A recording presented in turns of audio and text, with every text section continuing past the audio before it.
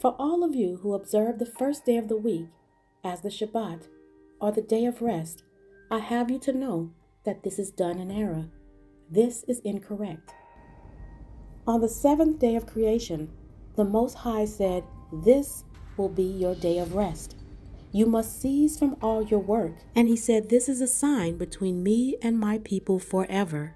Ezekiel 20:12 says, "Moreover, also I gave them my Shabbats, to be a sign between me and them, that they might know that I am Yahuwah, that sanctify them." Meaning this is a set-apart day from all the other days of the week for a set-apart people from all the other nations of the world, for a set-apart Elohim. And this is how you know you have the right God, because you are keeping his commandment by observing the correct day. In Hebrew, the last letter of the alphabet is Tav, in which means a sign or a mark. You see, this is a sign or a mark written into creation and into the Hebrew alphabet. Yahuwah said that he gave us the Sabbath day to keep as a sign between himself and Israel, that we may know that he is Yahuwah that set us apart. This means that without a doubt, if you are keeping any other day of the week as your Shabbat, you are transgressing the Most High. I'm going to be using the pagan titles Friday, Saturday, and Sunday to make my point in this message. You see, in order for the Most High to bring the remnant of Israel out of captivity, we need to understand what we're doing wrong. How are we transgressing our Elohim?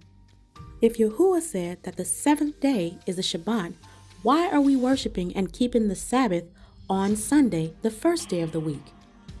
If you've been following my channel, then you know that we've been studying Enoch. And according to the book of Enoch, Yahuwah, who created the heavenly bodies and set them in motion to mark the passage of time, counts time differently from evening to evening. And the heathens know this. They know that nightfall signals a new day. You see, they know this. They know that you don't know this, even though they put it right in your face. It's hidden in plain sight. As soon as the clock strikes 12 midnight, they deem it as a new day. But think about it. Why is it midnight? Why is it the darkest part of night that they want to make it be a new day? Why can't it be 8 o'clock p.m. or 9 o'clock or even 10 o'clock? The heathens know what you don't know, and they're never going to tell you, even though it's right in your face. You see, these people want to go against Torah, because why can't they count it as a new day when the sun actually goes down? Why must they wait till what they call the witching hour? The Most High, the one who created the heavenly bodies and set them in motion to mark the passage of time, counts time differently from evening to evening. We see this indicated in the creation account in Genesis 1. After dividing the day from the night, Yahuwah tells us that the evening and the morning were the first day. If you notice that evening is mentioned first, followed by morning, and Yahuwah continued to describe each day of creation in the same way. You can find this in verses 8, 13, 19, 23, and also 31. In biblical accounts, the evening began when the sun went down, and at the time a new day began. And regarding the Shabbats, Yahuwah commands that they be observed from evening to evening. Let's look at Leviticus 23 and 32. This is how Yahuwah told the ancient Israelites to observe the Day of Atonement. He said, "It shall be unto you a Sabbath of rest, and ye shall afflict your souls in the 9th day of the month, at even from even unto even shall ye celebrate your Shabbat." This means that the Most High is commanding the children of Israel to keep the Day of Atonement and observe it as if it was a Shabbat. And we are to do it from evening to evening, a full day. Let's look at Joshua chapter 8 and verse 29. It says, And the king of Ai he hanged on a tree until eventide. And as soon as the sun was down, Joshua commanded that they should take his carcass down from the tree, and cast it at the entering of the gate of the city, and raise thereon a great heap of stones that remain unto this day. Let's look at Nehemiah chapter 13 and verse 19, because the Israelites knew to close up shop as soon as the sun went down at evening on the 6th day, in which brought in the 7th day Shabbat. And it reads, "And it came to pass that when the gates of Jerusalem began to be dark before the Sabbath, I commanded that the gates should be shut, and charged that they should not be opened till after the Sabbath.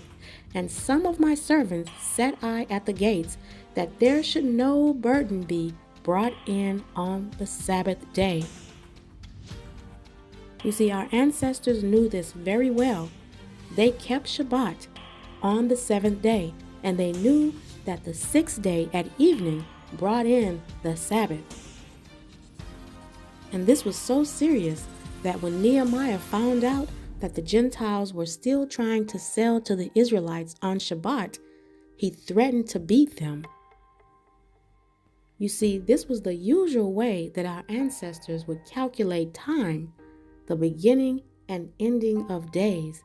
Let's look at Exodus chapter 12 and verse 18. You see, this is why they want to say that the Old Testament is void, and they try to proceed to keep us out of it. Let's read Exodus 12 and 18. Let's look at Exodus chapter 12 and verse 18. It says, "In the first month, on the 14th day of the month, at even, ye shall eat unleavened bread, until the 21st day of the month at even." You see, when we keep Passover and Feast of Unleavened Bread, we have to count 7 days, from evening to evening. You see, Yah didn't say from morning to evening, or from evening to morning. He said from evening to evening. We are commanded to eat unleavened bread for 7 days, from evening to evening.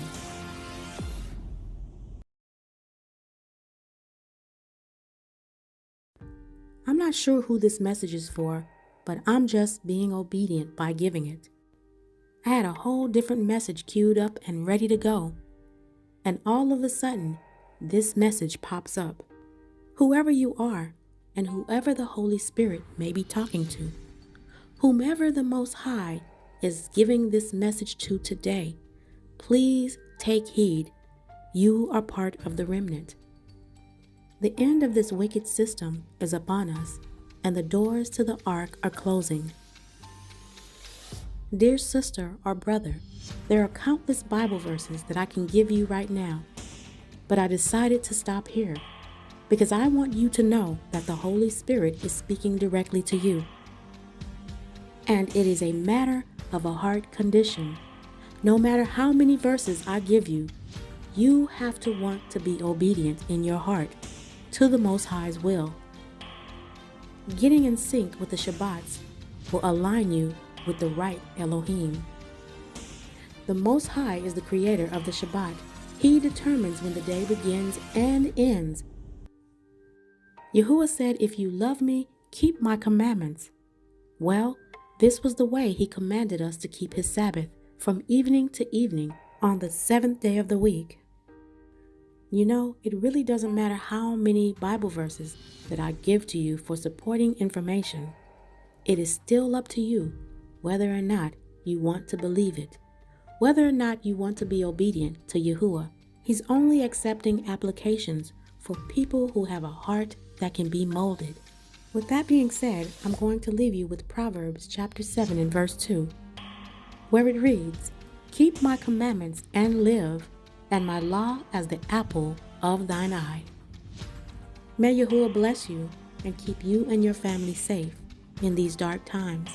And remember Matthew chapter 24 and verse 13, "He that endures unto the end, the same shall be saved." And until my next video, Shalom.